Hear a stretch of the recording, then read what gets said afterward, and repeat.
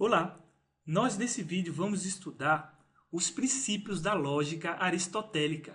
E a gente vai precisar entender bem esses princípios porque eles vão estar muito relacionados aos conectivos lógicos.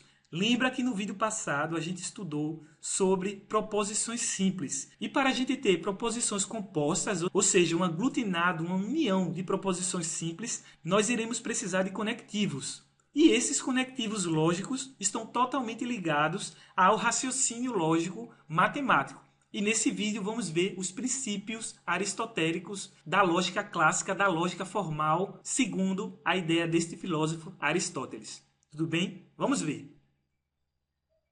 Veja só, para algo ser tido, ser entendido, ser idealizado como lógico, a gente precisa desses três princípios propostos por Aristóteles, que são o princípio da identidade, o princípio da não contradição e o princípio do terceiro excluído. Vamos entender cada um deles agora. Por exemplo, o princípio da identidade. O nome já está dizendo aqui, olha, a identidade, né, o ID, aquilo que caracteriza um ente como sendo o que ele realmente é, vai transferir a ideia de identidade. Por exemplo, o candle é de alta, ou seja, a vela, né, candle, é de alta. Veja que essa afirmativa, veja que essa proposição, ela é por si só ela mesma. Eu posso até fazer assim, ó, isso aqui é uma proposição P. Então, P é igual, é exatamente ela mesma por si só, devido a esse princípio da identidade. Por exemplo, um doji é um doji. Um candle do tipo doji é um doji por si só. Um candle doji, ele não é um candle de baixa, por exemplo. Então, se eu disser que algo é uma coisa, ele tem que ser única e exclusivamente aquilo que ele é. Isso aqui pode parecer um pouco abstrato de perceber, mas é importante a gente ter essa ideia da igualdade. A igualdade, olha, está ligada à ideia de identidade dentro do processo argumentativo de uma proposição, por exemplo. Então, assim a gente consegue especificar com clareza as nossas frases de proposições. Por exemplo, se o candle é de alta, ele tem que ser de alta e acabou-se. Ele não pode ser um candle de alta e um candle de baixa, porque alta e baixa é um elemento que vai impor identidade, que vai impor uma característica àquela minha proposição lógica. Tá percebendo aí? Pois bem, o princípio da não contradição, ele também é bem importante, porque ele agora já vai passar a ideia de uma proposição aqui, P e P. Ou também eu posso representar assim, ó, P e P. Esse sinal aqui de circunflexo representa o meu I como conectivo lógico. Isso aqui a gente vai estudar no próximo vídeo. Mas já para você entendendo que a parte de não contradição significa que, por exemplo, uma proposição P, ela é verdadeira e ela não pode ser não verdadeira ao mesmo tempo. Ou ela é uma coisa ou ela é outra. Ela não pode se contradizer. Por exemplo, o candle é de alta, essa proposição aqui. Eu não posso chegar e dizer que o candle não é de alta, porque eu já estou afirmando que o candle é de alta. Então, se ele já é de alta, ele já tem a sua natureza como sendo de alta. Eu não posso afirmar uma proposição e, ao mesmo tempo, afirmar o inverso dessa proposição, isso ao mesmo tempo. E esse I aqui não é permitido. Por exemplo, eu tenho isso aqui, olha, P e não P, isso aqui não pode acontecer por esse princípio da não contradição.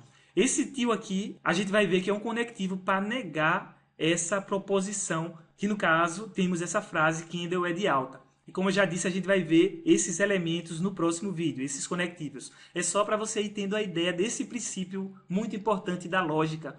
E para finalizar, vamos ao terceiro princípio, o princípio conhecido como o princípio do terceiro excluído. Veja só, esse princípio ele já passa essa ideia da proposição ou, esse daqui é o símbolo, P. Eu também posso representar assim, ó, P ou P. Tanto faz. Isso aqui são os conectivos lógicos. Veja só, esse terceiro excluído já está dizendo uma coisa.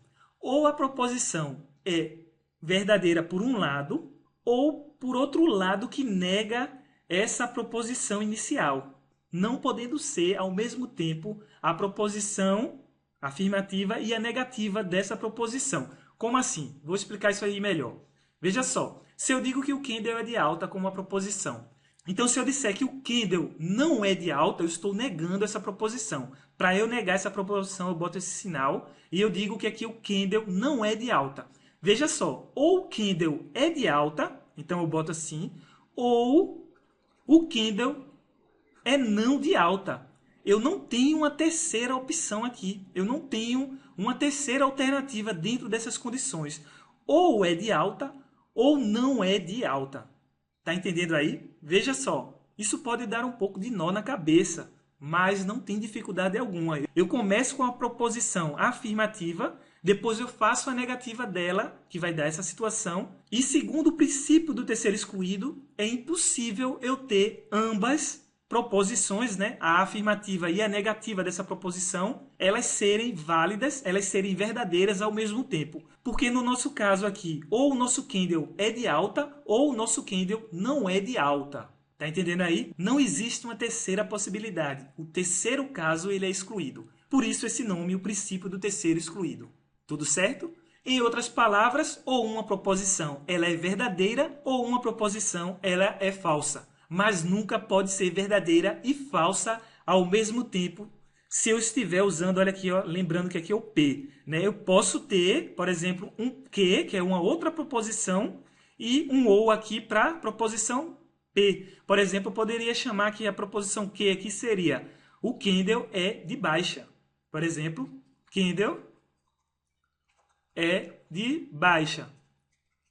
Isso aqui eu já posso ter nesse caso. E assim a conexão dessa nova proposição, ela já muda toda a contextualização aqui, porque eu já tenho duas.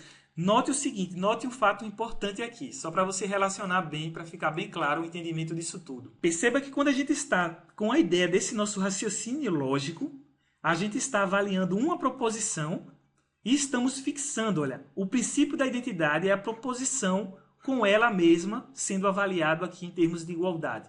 Quando a gente está no princípio da não contradição, olha aqui, é a própria proposição P, tá vendo, sendo avaliada, né, sobre ela mesma também, só que com o critério aqui da negação. Eu não posso dizer que algo, que uma proposição ela é verdadeira nessa situação e ao mesmo tempo dizer que ela é falsa, porque aqui eu estou negando a mesma proposição, tá percebendo? E aqui também o terceiro excluído, que nesse caso eu estou usando o ou, olha, aqui é o i, aqui são as duas coisas ao mesmo tempo, e aqui é uma coisa ou outra, que é o terceiro excluído. Se eu for desenhar isso aqui em termos lógicos, isso aqui vai ficar algo assim, ó, P e não P. Isso aqui representa essa minha sentença argumentativa do terceiro excluído. Isso aqui é só um adiantamento, a gente vai estudar em vídeos mais para frente essa é a ideia. Tudo certo?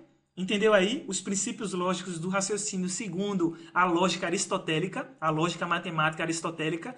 Essas ideias aqui são muito utilizadas na filosofia, no pensamento filosófico, e a gente vai utilizar aqui na lógica de programação para traders.